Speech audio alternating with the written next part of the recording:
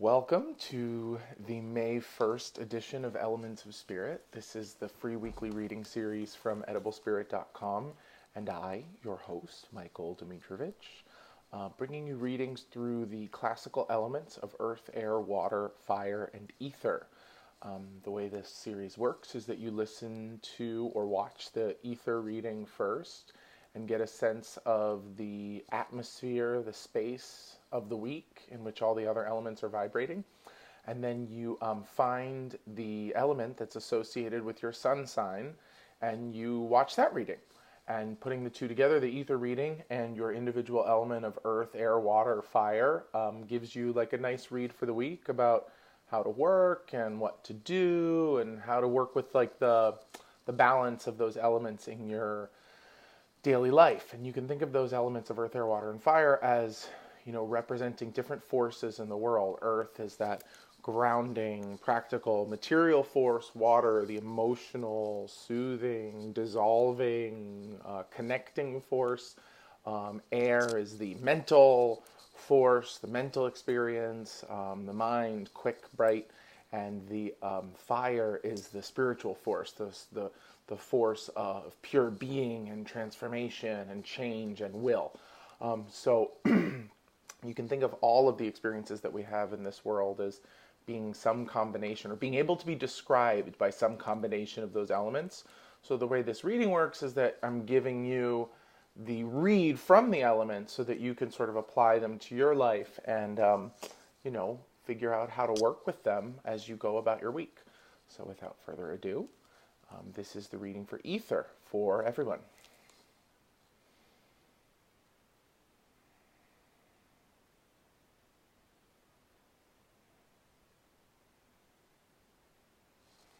Cool. Okay, so this is interesting.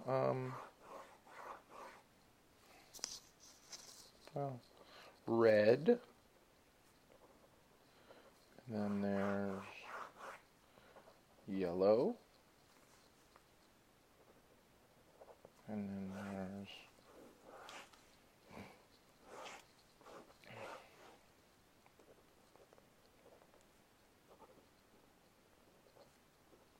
interesting. Okay, so I'm going to break this down for you. This is pretty cool. This is about the ether this week. Oh, it's backwards. Sorry. It says survival, red, mind, yellow, black, power, and unconscious. And they showed it to me as like these, almost like the layers of earth. And remember, this is the reading for ether, so this applies to everybody who's watching this this week. To all of us in a way. Okay, so the message is just drawing our attention to how we might be approaching things, approaching our life, approaching our work, approaching our relationships, approaching the territory. It's like a perspective, an approach, a worldview. And right now, it's not usually how I see it or how it's described. Usually red's associated with the root chakra and the most kind of basic functions. Yellow is like the unconscious mind, which is associated with the solar plexus. So it's a little bit higher than the root chakra. And then this color of black, the power of the unconscious, it can be associated with the root chakra, but it can also be associated with the throat chakra. So 1, 3, 5 is my point. It's like root, solar plexus, throat. But in this case, it's not showing us that this way. It's showing it kind of in reverse, but in a different order. Where survival, the red, the root chakra, is at the surface of our experience, the mind is going nutso underneath, trying to figure out what to do on this plane of survival.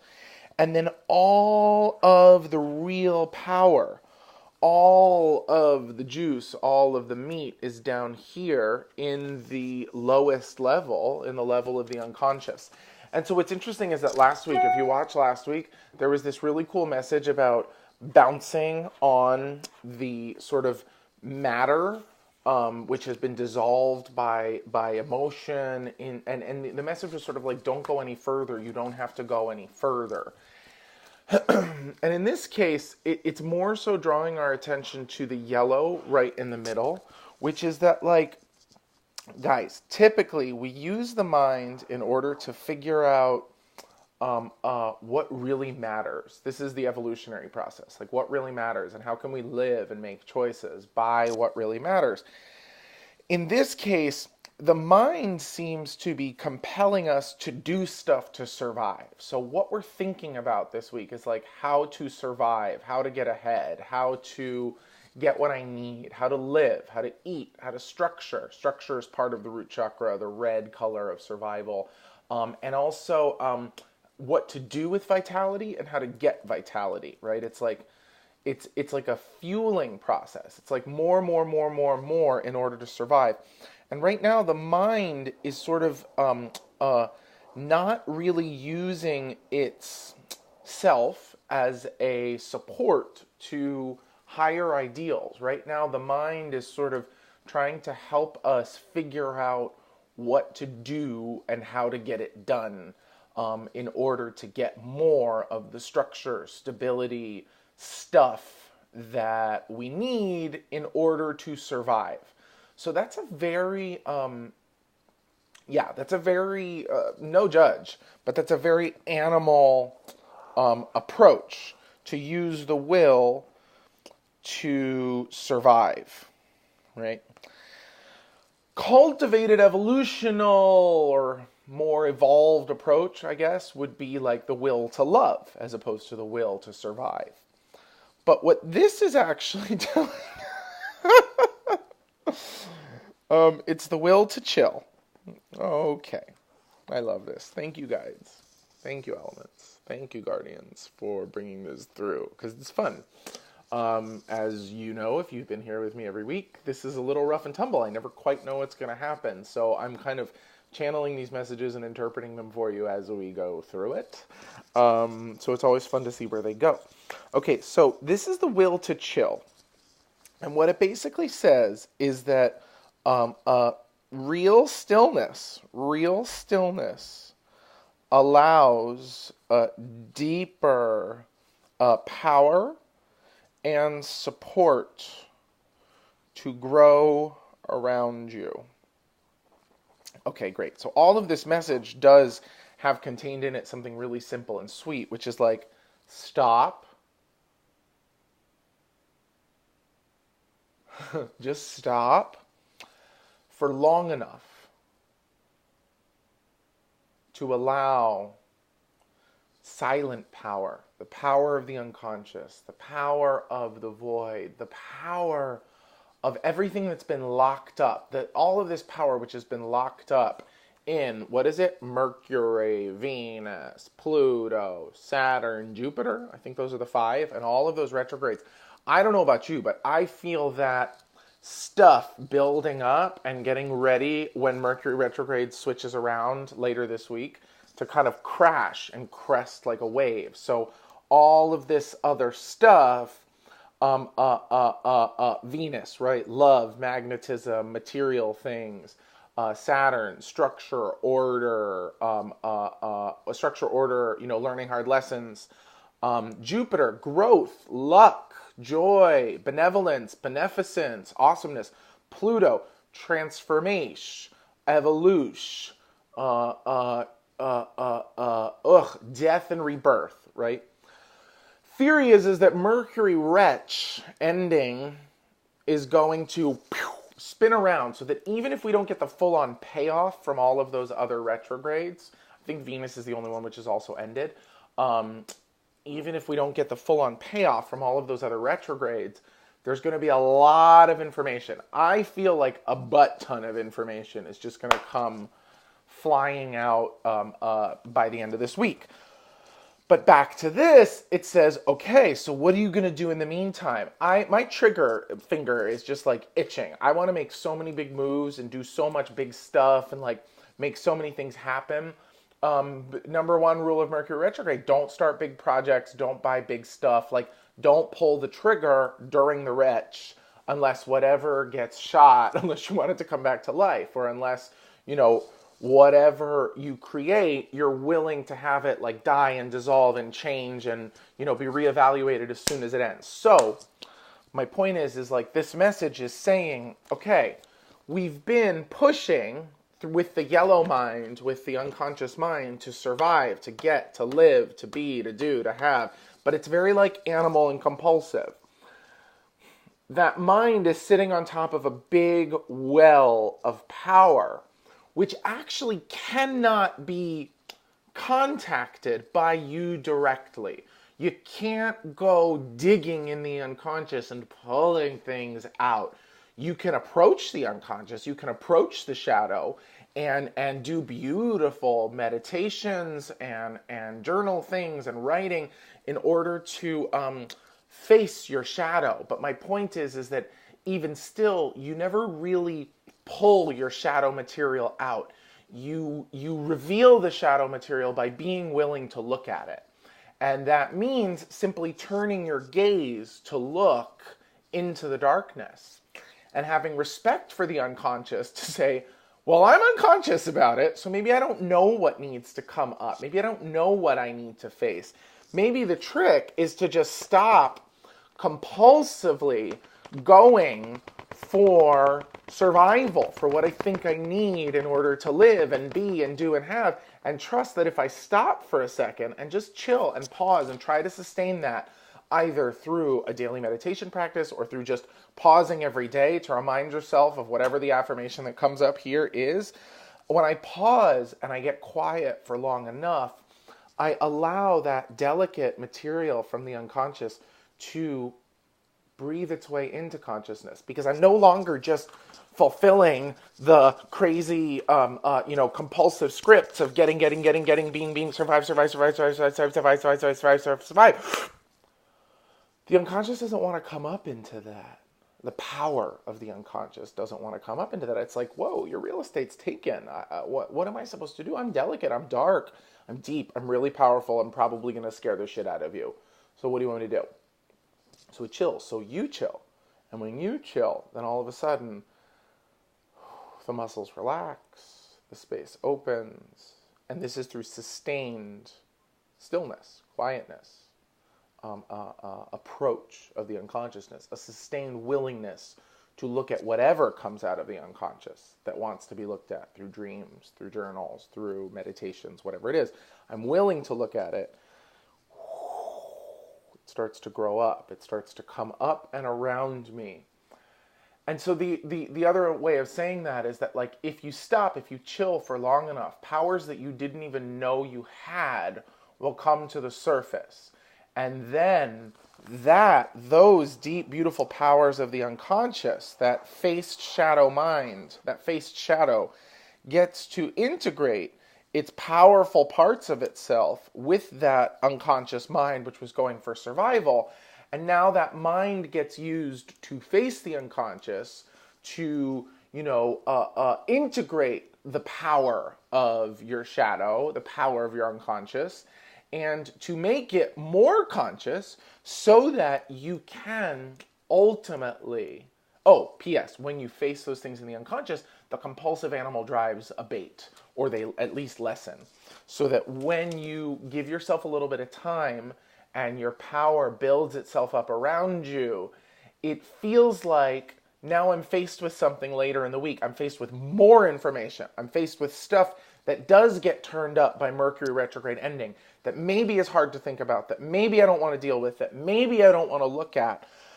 But because I've chilled, because I've at least taken Monday, Tuesday, Wednesday to not just fire, to not just compulsively go for everything, I'm in such a chill place come Wednesday, Thursday, that I have more powers at my disposal than I'm even aware of. And so really all of this could be summed up by saying, just wait until later in the week to make any big moves. Wait until more of this information has come out. And remember that waiting is not delaying. Waiting is being prudent in this case for information that you don't necessarily have to come out. And more importantly, for powers that you don't necessarily have available, to give them time to come up around you, so that the moment something happens that wasn't expected, you're like, OMG, what do I do?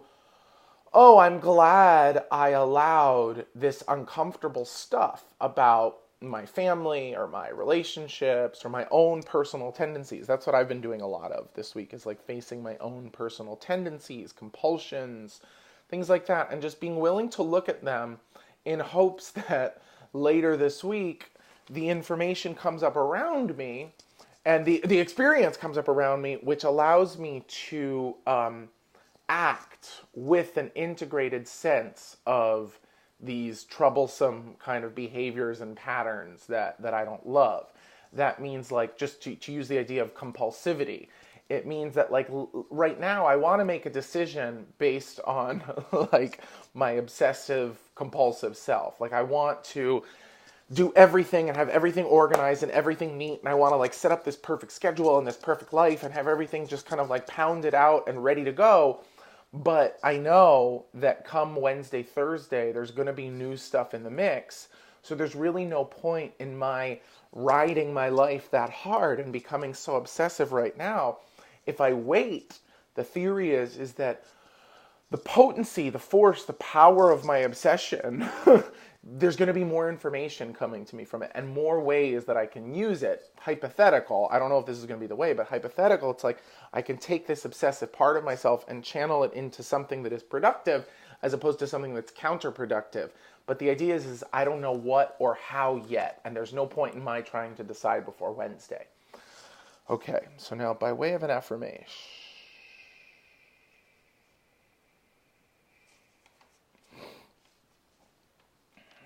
Ooh, yes.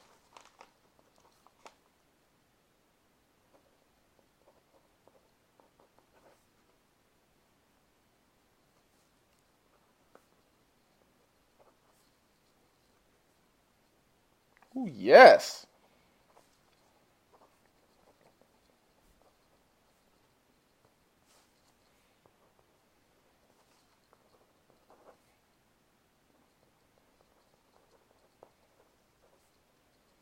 Okay, sorry. Okay. Sorry. I was writing that one a lot. This is a long reading. I hope it's a good one for you. Okay. I faithfully pause to break all toxic cycles and allow the power of my unconscious to be revealed. Ooh. I faithfully pause to break all toxic cycles and allow the power of my unconscious to be revealed. I faithfully pause to break all toxic cycles and allow the power of my unconscious to be revealed. So I pause. So you can use this as an affirmation anytime you feel tweaked this week or anytime you feel like you're stuck in some sort of loop. This is so cool. This ties it together in a way that I was not doing for you, but which was there, which I was trying to do. I faithfully pause at any point along my careening path to break all toxic cycles. That's why I'm pausing, to end all toxic cycles, just by pausing and allowing the power of my unconscious to be revealed. So what the guides are saying here, what the elements are saying here, is even just pausing and affirming that you want the toxic cycles to end is going to do, you're clocking your toxic cycles. You're looking at your shadow. You're like, I see you. And when you do that, it allows the power of your unconscious to be revealed because you're saying, I'm stopping the toxicity. I'm stopping the cycle. I see myself clearly enough to know that the best thing to do right now is to stop. Pause.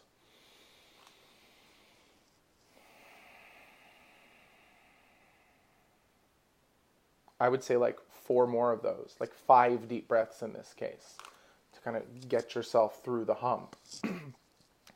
And give time for the power of your unconscious to be revealed, either in the moment that you're pausing or through some other practice that you're using to just gently turn your consciousness towards the shadow, towards the darkness, towards the unconscious. You're not digging, you're not plumbing, you're not scooping, just looking and allowing that power from deep within you to come up, simply because you're willing to break the cycle of compulsive survival satisfaction, and allowing the power of the unconscious to be revealed. Thank you so much for today. I hope you enjoy this reading. I love you so much. I'll see you next week.